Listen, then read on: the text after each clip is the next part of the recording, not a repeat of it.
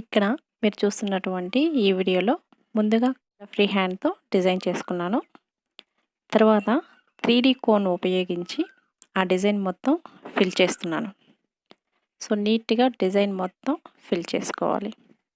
ఎక్కడ గ్యాప్స్ లేకుండా నీట్గా, ఎక్కడ డివేట్ కాకుండా నిదానంగా నీట్గా.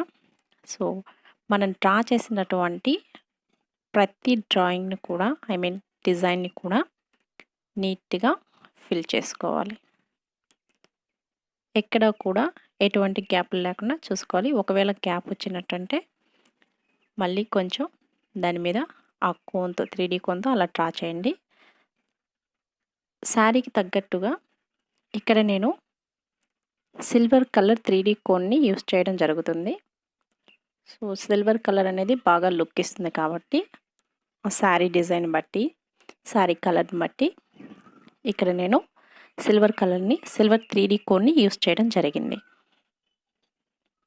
సో ఈ విధంగా మొత్తం కంప్లీట్ చేసుకోవాలి. ఈ విధంగా మొత్తం కంప్లీట్ చేసుకున్న తర్వాత ఇప్పుడు మనం ఇక్కడ ఉన్నటువంటి ఈ 3D కోను ఆరడానికి, అంటే మనం డిజైన్ చేసుకున్నాం కదండి, ఆ 3D కోన్ ఆరడానికి కేవలం 10 నిమిషాలు మాత్రమే పడుతుంది. సో ఆరిపోయినటువంటి ఆ 3D కోన్ మధ్యలో గ్యాప్స్ ఉన్నాయి. ఆ గ్యాప్స్ని తీసివేయడానికి ఇక్కడ నేను ఒక కడ్డీని తీసుకున్నానండి.